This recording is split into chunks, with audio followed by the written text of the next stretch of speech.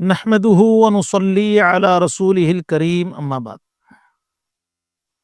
اللہ کے نبی صلی اللہ علیہ وسلم کی سیرت کے حوالے سے یہ ہمارا 16واں درس ہے، جس میں ہم صلح حدیبیہ کے بعد کے کچھ حالات کو انشاءاللہ بیان کریں گے۔ اللہ کے نبی صلی اللہ علیہ وسلم نے مکہ والوں سے صلح کیا تھا، اور صلح میں یہ بات تھی کہ اگر کوئی آدمی مکہ سے مدینہ آ جائے تو ہم واپس کر دیں۔ مدینے کا کوئی آدمی اگر مکہ چلا جائے تو اس کو واپس نہیں کیا جائے گا۔ اب اس صلح میں عورتوں کا ذکر نہیں تھا۔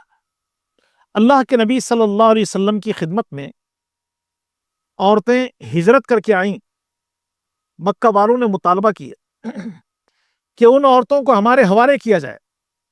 اللہ کے نبی صلی اللہ علیہ وسلم نے کہا کہ نہیں، ان عورتوں کو تمہارے حوالے نہیں کیا جائے گا، اس لیے کہ صلح میں یہ بات نہیں تھی کہ عورتوں کو بھی واپس کیا جائے گا۔ اللہ کے نبی صلی اللہ علیہ وسلم نے ہجرت کر کے آنے والی عورتوں کو واپس نہیں کیا۔ ایک صحابی ہیں ابو بصیر رضی اللہ تعالیٰ عنہ، مکہ سے مدینہ آ گئے، اور ان کو واپس لینے کے لیے مکہ سے 2 آدمی آ گئے۔ اللہ کے نبی صلی اللہ علیہ وسلم سے انہوں نے کہا کہ ابو بصیر کو ہمارے حوالے کیا جائے۔ پیارے نبی صلی اللہ علیہ وسلم نے ابو بصیر رضی اللہ تعالیٰ عنہ کو بلایا اور کہا کہ ہم نے یہ صلح کر رکھی ہے اور یہ معاہدہ کیا ہے کہ اگر کوئی آدمی مکہ سے مدینہ آ جائے تو ہم اس کو واپس کر دیں، لہٰذا آپ ان کے ساتھ جائیں۔ ابو بصیر رضی اللہ تعالیٰ عنہ ان دونوں کے ساتھ چلے، ذوالحلیفہ مقام پر پہنچے تو ابو بصیر رضی اللہ تعالیٰ عنہ نے ایک آدمی کو قتل کر دیا۔ دوسرا آدمی اللہ کے نبی صلی اللہ علیہ وسلم کے بعد دوڑا آیا، اور اس نے کہا کہ ابو بصیر نے ہمارے ساتھی کو قتل کر دیا۔ نبی علیہ الصلوۃ والسلام نے کہا کہ میں نے ابو بصیر کو تمہارے حوالے کر دیا تھا، اب اس کی کوئی ذمہ داری ہم پر نہیں۔ ابو بصیر رضی اللہ تعالیٰ عنہ انہیں اس بات کا یقین تھا کہ اگر ہم مدینہ چلے جائیں تو اللہ کے نبی واپس کر دیں گے، اور اگر ہم مکہ چلے جاتے ہیں تو مکہ والے ہمارے ساتھ برا سلوک کریں گے۔ تو انہوں نے درمیان میں ایک راستہ نکالا، ساحلی علاقے میں جا کر پناہ لے لی۔ ابو بصیر رضی اللہ تعالیٰ عنہ کے پاس کچھ دنوں کے بعد ابو جندل رضی اللہ تعالیٰ عنہ پہنچے، اور مکہ سے ہجرت کر کے لوگ مدینہ آنے کے بجائے ابو بصیر رضی اللہ تعالیٰ عنہ کے پاس جاتے۔ اس طرح تعداد بڑھنے لگی، اور یہ تعداد مشرکوں کے لیے، مکہ والوں کے لیے ایک آزمائش بھی بن گئی کہ تجارتی قافلے ان کے پاس سے خیریت کے ساتھ سے نہیں گزرتے تھے۔ آخر انہوں نے اللہ کے نبی صلی اللہ علیہ وسلم کی خدمت میں درخواست بھیجی کہ آپ ان لوگوں کو مدینہ بلا لیں۔ چنانچہ رسول اللہ صلی اللہ علیہ وسلم نے ان لوگوں کو اپنے پاس بلا لیے۔ پیارے نبی صلی اللہ علیہ وسلم نے مکہ والوں سے صلح کر رکھی تھی کہ 10 سال ہمارے اور تمہارے درمیان جنگ نہیں ہوگی۔ تو اللہ کے نبی صلی اللہ علیہ وسلم نے مناسب سمجھا کہ خیبر والوں کی خبر لی جائے۔ خیبر مدینہ سے 100 میل کے فاصلے پر ہے۔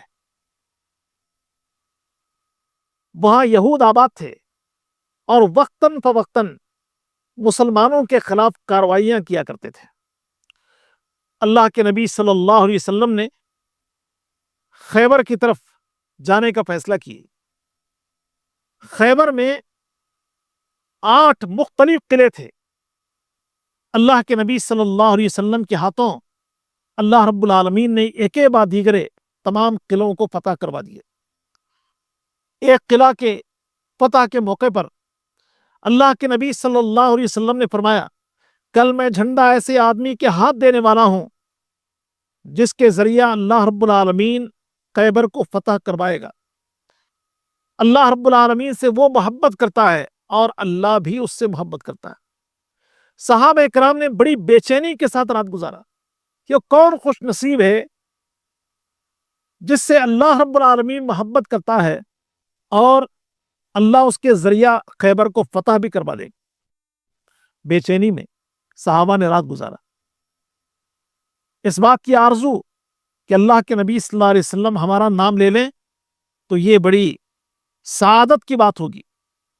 صبح اللہ کے نبی صلی اللہ علیہ وسلم نے علی رضی اللہ تعالیٰ عنہ کا نام لیا.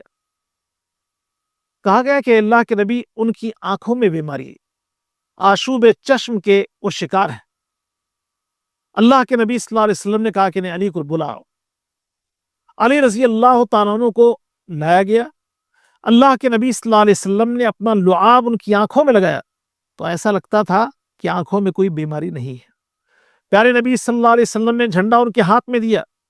کچھ ہدایت کی باتیں اللہ کے نبی صلی اللہ علیہ وسلم نے ان کے سامنے کیے اور کہا کہ علی، تم جا رہے ہو خیبر کی طرف،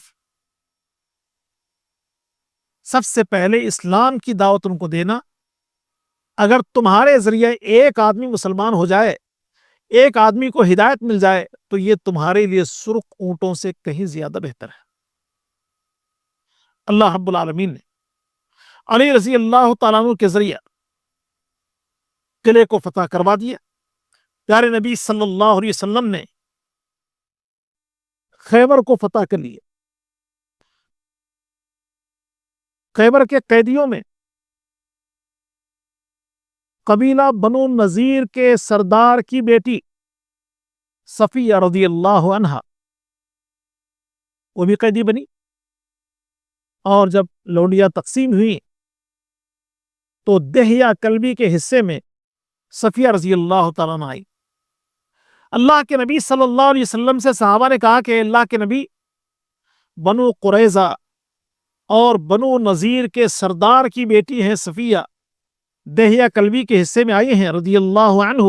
اے اللہ کے نبی، مناسب یہ ہے کہ وہ آپ کے حصے میں آ جائے، سردار کی بیٹی. پیارے نبی صلی اللہ علیہ وسلم نے دہیہ کلبی رضی اللہ تعالیٰ عنہ کو بلایا اور کہا کہ آپ صفیہ کو چھوڑ دیں اور لونڈیوں میں جس کا چاہے آپ انتخاب کر لیں. اللہ کے نبی صلی اللہ علیہ وسلم نے صفیہ رضی اللہ تعالیٰ عنہ کو آزاد کر دیا اور آپ نے ان کو اپنے نکاح میں دی. پیارے نبی صلی اللہ علیہ وسلم خیبر سے فارغ ہونے کے بعد قرب و جوار میں جو یہودیوں کے علاقے تھے، ان یہودیوں کے علاقوں پر بھی اللہ کے نبی صلی اللہ علیہ وسلم نے کارروائی کی. تو بعض لوگوں نے اللہ کے نبی صلی اللہ علیہ وسلم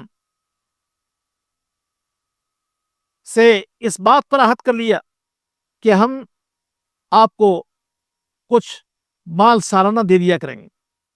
چنانچہ اللہ کے نبی صلی اللہ علیہ وسلم نے ان سے اتفاق کی. رسول اللہ صلی اللہ علیہ وسلم نے بادشاہوں کے نام خطوط لکھے. اللہ کے نبی صلی اللہ علیہ وسلم نے حبشہ کے بادشاہ کی طرف خط لکھا، مصر کے بادشاہ کی طرف خط لکھا، ایران کے بادشاہ کی طرف خط لکھا، روم کے بادشاہ کی طرف خط لکھا، عمان کے بادشاہ کے نام خط لکھا، بحرین کے بادشاہ کے نام خط لکھا، یمامہ کے بادشاہ کے نام خط لکھا. تو گویا کہ رسول اللہ صلی اللہ علیہ وسلم نے اتمام حجت کر دی. اللہ رب العالمین کی دعوت کو آپ نے لوگوں تک پہنچا دی. پیارے نبی صلی اللہ علیہ وسلم خط میں یہ لکھا کرتے تھے، والسلام علی من اتبع الہدی، سلامتی اس پر جس نے ہدایت کی پیروی کی. اور اللہ کے نبی صلی اللہ علیہ وسلم خط میں لکھتے، تعالوا الی کلمۃ سواء بیننا وبینکم الا نعبد الا اللہ. پیارے نبی صلی اللہ علیہ وسلم یہ لکھتے، آؤ ایک ایسی بات کی طرف جو ہمارے اور تمہارے درمیان قدر مشترک ہے، وہ یہ کہ ہم اللہ کے علاوہ کسی اور کی عبادت نہ کریں اور آپس میں ایک دوسرے کو رب کا مقام نہ دیں.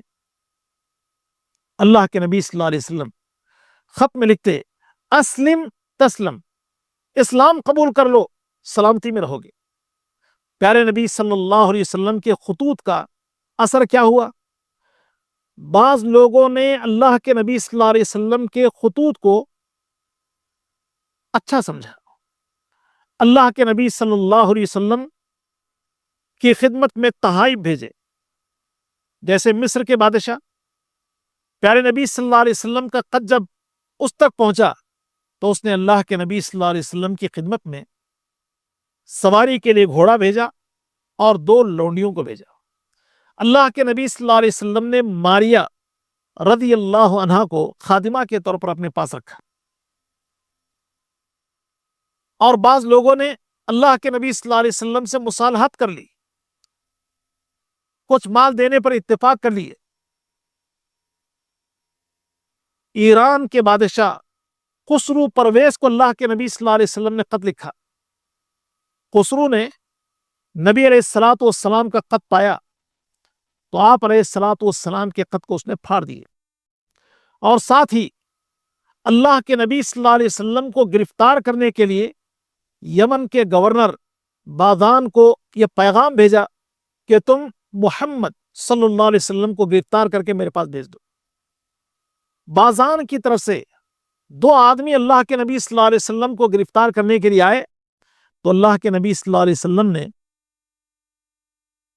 ان دونوں سے کہا کہ اللہ رب العالمین نے خسرو کے ساتھ برا معاملہ کیا، اس کے بیٹے نے حملہ کیا، اس کی سلطنت ختم ہو گئی۔ وہ دونوں آدمی واپس چلے گئے، اور یہ حقیقت تھی کہ اللہ کے نبی صلی اللہ علیہ وسلم کے خط کو اس نے پھاڑا تو اللہ رب العالمین نے اس کی حکومت کو توڑ دیا۔ روم کے بادشاہ نے اللہ کے نبی صلی اللہ علیہ وسلم کے خط پر عربوں سے یہ معلوم کرنا چاہا کہ محمد صلی اللہ علیہ وسلم کون ہے۔ پیارے نبی صلی اللہ علیہ وسلم کے بارے میں مکہ سے آنے والے تجارتی قافلے سے اس نے گفتگو کی، جس میں ابو سفیان ہیں جو بھی مسلمان نہ ہوئے تھے۔ ابو سفیان سے جو بات پوچھی گئی انہوں نے سچ سچ بتا دیے۔ ہرقل نے اس بات کا یقین کر لیا کہ واقعی آپ اللہ کے رسول ہیں۔ تو پیارے نبی صلی اللہ علیہ وسلم نے اپنی دعوت بادشاہوں کے نام بھی دی۔ ایک غزوہ ہے جس کو ذات الرقاع کہا جاتا ہے۔ اللہ کے نبی صلی اللہ علیہ وسلم نے بددعاؤں کو سبق سکھانے کے لیے یہ سفر کیے۔ سواریاں کم تھیں، صحابہ اکرام رضوان اللہ علیہ مجمعین نے پیدل سفر کیے، جس کی وجہ سے ان کے پیروں پہ چھالے آ گئے تھے۔ اس سفر کے دوران اللہ کے نبی صلی اللہ علیہ وسلم ایک مقام پر تھکاوٹ کو دور کرنے کے لیے آرام کرتے ہیں۔ وادی میں صحابہ اکرام بھی پھیلے ہوئے ہیں، اور مختلف جگہوں پر انہوں نے بھی اپنے بستر لگا دی۔ اللہ کے نبی صلی اللہ علیہ وسلم نے اپنی تلوار کو درخت سے لٹکایا اور آپ اپنی بستر پر لیٹ گئے۔ رسول اللہ صلی اللہ علیہ وسلم کا ایک دشمن آ پہنچا اور اس نے تلوار اپنے ہاتھ میں لے لی اور اللہ کے نبی صلی اللہ علیہ وسلم سے کہنے لگا، بتاؤ اب مجھ سے تمہیں کون بچا سکتا ہے؟ اللہ کے نبی صلی اللہ علیہ وسلم نے کہا کہ اللہ۔ نبی علیہ الصلوۃ والسلام کے اطمینان کو دیکھ کر وہ کانپ گیا اور تلوار اس کے ہاتھ سے چھوٹ کے نیچے گر گئی۔ اللہ کے نبی صلی اللہ علیہ وسلم نے وہ تلوار اٹھایا اور کہا، اب بتاؤ تمہیں کون بچا سکتا ہے؟ اس نے اللہ کے نبی صلی اللہ علیہ وسلم سے عفو اور درگزر کی بھیک مانگی۔ اللہ کے نبی صلی اللہ علیہ وسلم نے صحابہ کو آواز دیا اور کہا کہ دیکھو، اس آدمی نے میرے ساتھ یہ معاملہ کیا ہے۔ تو اللہ کے نبی صلی اللہ علیہ وسلم کی سیرت کے حوالے سے ہم اسی پر اکتفا کرتے ہیں۔ اللہ تعالیٰ سے دعا ہے کہ اللہ ہم سب کو نبی علیہ الصلوۃ والسلام کی سیرت پڑھنے اور آپ کی زندگی کو سو اور نمونہ بنانے کی توفیق عطا فرمائے۔ آمین۔ وآخر دعوانا الحمد للہ رب العالمین۔ والسلام علیکم ورحمۃ اللہ وبرکاتہ۔